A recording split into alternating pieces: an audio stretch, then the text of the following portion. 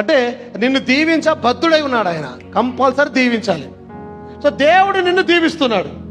దేవుడు 5 దినాలు 6 దినాలు దీవించాడు. 7వ దినం కొరకు కూడా 6వ దినాన్నే దీవించేశాడు.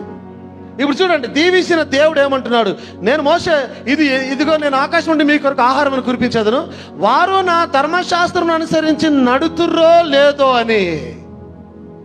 ముందు 2వ హోమర్ కనిపిస్తుంది. వాక్యానుసారం సండే నడవడానికి కష్టమేముంది? కష్టమా? చెప్పాలి, కష్టమా? ఎందుకు? కళ్ళ ముందు కనిపిస్తుంది కదా ఆశీర్వాదం ఆల్రెడీ. అరే, ఆదివారం కొరకు ఆల్రెడీ ఇచ్చేసినాడు, మళ్ళీ ఆదివారం బయటకు పక్కన తీసుకొని పోవాల్సిన అవసరం ఏమొచ్చింది? ఆయన ఇచ్చేసినాడు. అంటే దేవుడు ఫుల్ కాన్ఫిడెంట్ గా ఎదురు చూస్తున్నాడు, వీరు ఖచ్చితంగా నా వాక్యాన్ని పాటిస్తారు ఆదివారం. ఫుల్ కాన్ఫిడెంట్ గా చూస్తున్నాడు దేవుడు. మోషే, ఇదిగో ఆదివారం కూడా నేను ఇచ్చేస్తున్న వారికి, వారు నా ధర్మశాస్త్రం నుంచి అనుసరించి నడుతురో లేదో అని వారిని పరీక్షించినట్లు ఈ ప్రజలు వెళ్ళి ఏనాటి బద్దం ఆనాటికే కూర్చోవలెను. చూడండి, దేవుడు ఏం చేస్తున్నాడు? పరీక్షిస్తున్నాడు. ఎలా పరీక్షిస్తున్నాడు? నీకు ఇచ్చి పరీక్షిస్తున్నాడు. నువ్వు ప్రార్థన చేస్తే నేను ఇస్తా, నువ్వు ప్రార్థన చేస్తావా లేదో అని పరీక్షించడం లే.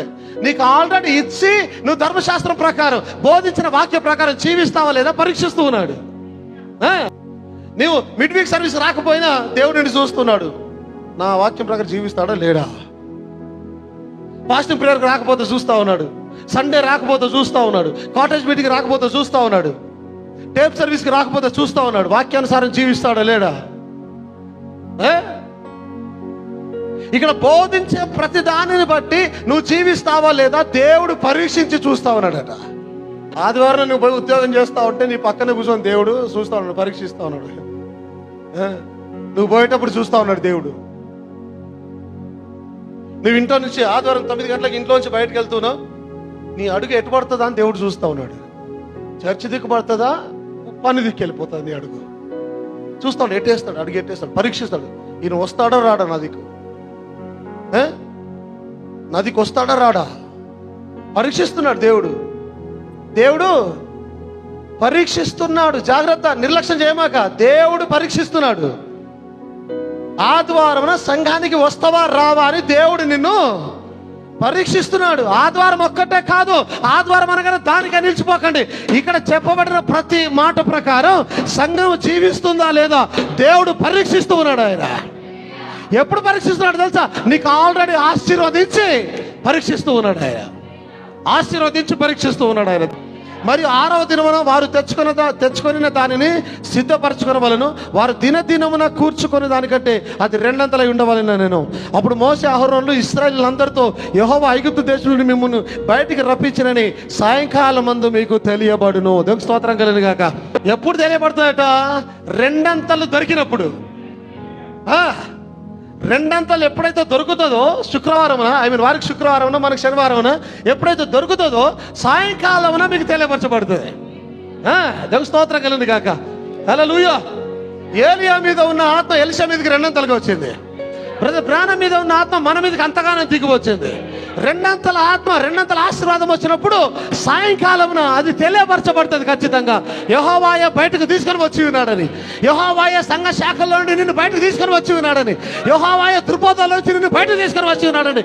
ఎప్పుడైతే 2 వాక్యాన్ని కుమ్మరిస్తాడో, ప్రైజ్ ది లార్డ్, ఎప్పుడైతే 2 వాక్యం ఆశీర్వాదాన్ని ఇస్తాడో, దేవుడే నిన్ను సంఘ శాఖల నుంచి బయటకు లాక్కొని వచ్చాడని సాయంకాలం అంతా నీకు బయలుపరచబడదంటూ ఉన్నాడు ఆయన. సాయంకాలం నీకు క్లియర్ అవుతుంది, తెలియపరచబడుతుంది. ఎందుకంటే సాయంకాలం వెలుగు కలగబోతా ఉన్నది అక్కడ. Praise the lord. ఆలోచన ఉన్నారు, అయ్యో 200 అయింది. ఎస్, దేవుడు చెప్పాడు 200 అవుతుందని. 6 దినములు దాన్ని కూర్చుకొనవలెను. విశ్రాంతి దినమున అనగా 7వ దినమున అది దొరకదనెను. అటు జరిగిన ప్రజలలో కొందరు 7వ దినమున దాన్ని కూర్చుకొని వెళ్ళగా వారికి ఏమీ దొరకకపోయెను. దేవుని వాక్యం ఎప్పటికీ తప్పదు. ఒకవేళ నువ్వు ఆదివారం పోయిన తర్వాత దేవుడిని ఆశీర్వదిస్తే ఈ గ్రంథమే వద్దిగా. దేవుని మాట అబద్ధం, ఈ గ్రంథమే వద్దు. ఏదో వాక్యము తప్పితే క్రమము తప్పిపోతుంది. నేనేమంటాను, నువ్వు ఆదివారం పోయినా దేవుడు నిన్ను బాగా దీవించేశాడు, నువ్వు ఆదివారం పోకుండా ఉన్నావు, నిన్ను బాగా దీవించాడు. ఇప్పుడు ఏమనుకుంటారు? నువ్వు వస్తావా సంఘానికి? పోయినా ఒకటే, పోకపోయినా ఆయన కూడా ఆశీర్వదించబడతా ఉన్నాడు. ఏముంది అందులో? ఇప్పుడేమవుతుంది? మెల్లిగా మెల్లిగా మెల్లిగా పతనానికి వెళ్ళిపోతుంది సంఘం, పతన స్థాయికి వెళ్తుంది సంఘం. నెమ్మదిగా నెమ్మదిగా నెమ్మది, ఒకరు చూసి ఒకరు చూసి ఒకరి మీద నిందలు మోపు ఇంకొకరు, ఆయన పోతున్నాడు నేను పోతా, వాళ్ళు పోతున్నారు. పోయినా దేవుడు ఏమనడం లేదు, పోయినా ఆశీర్వదిస్తున్నాడు దేవుడు. వాళ్ళు కష్టపడగా మాకేమొచ్చింది? మేము కష్టపడుకోకూడదా? మాకు పిల్లలు లేరా? ఇది చూడండి, ఎలాంటి పరిస్థితుల్లో వారి మార్పు చెంది ఎలా చెడ్డగా తయారై దేవునికి ఎలా దూరం అయిపోతారు. అందుకే దేవుడు ఏం చేస్తున్నాడు? ఆర్డర్ అంటే ఆర్డరే, వాక్యం అంటే వాక్యమే.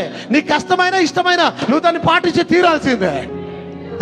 అరే నా బిడ్డ కొంచెం కష్టమవుతుంది, ఈయన కొరకు వాక్యాన్ని మారుస్తాననే దేవుడు కాదు ఆయన. వాక్య విషయంలో తన మనసు ఎన్నడూ మార్చుకోలేని దేవుడు ఆయన. తన సొంత కుమారుని ప్రాణము తీయాల్సి వస్తే కూడా వాక్యానికి లోబడిన దేవుడు ఆయన. తన సొంత ప్రాణాన్ని తీసుకోవాల్సి వస్తే కూడా తను రాసిన వాక్యానికి లోబడ్డ దేవుడు ఆయన. నీకు మీద చాలిపడి వాక్యాన్ని మార్చే దేవుడు కాదు ఆయన. ఎవరి కోసమో తన వాక్యాన్ని మీరే దేవుడు కాదు ఆయన. వాక్య ప్రకారం జీవించి తీరాల్సిందే, ఎవరైనా జీవించాల్సిందే. నీ పరిస్థితి ఏమైనా, ఎవరి పరిస్థితికి ఎలా ఉన్నా వాక్యానుసారం జీవించాల్సిందే ఖచ్చితంగా. అది దేవుని క్రమము, దేవుని చట్టము, అదే ధర్మశాస్త్రం అయినది. జీవిస్తే వాక్యానుసారం జీవించు. ఆయన చెప్పకన్నా ముందు చేశాడు ఆయన. నీకు చెప్పి చేయించిన కదా కాదు, నీకు చెప్పకన్నా ముందు చేశాడు ఆయన. 6 దినములు కష్టపడి 7వ దినాన విశ్రాంతి తీసుకుంటున్నాడు ఆయన. నీకు చెప్పకన్నా ముందు ఆచరించి నీకు చెప్తున్న దేవుడు ఉన్నాడు ఆయన. నువ్వంటే కష్టమవుతుందని దేవుని కష్టం కాలే, నీకెంత కష్టం అవుతుంది అది.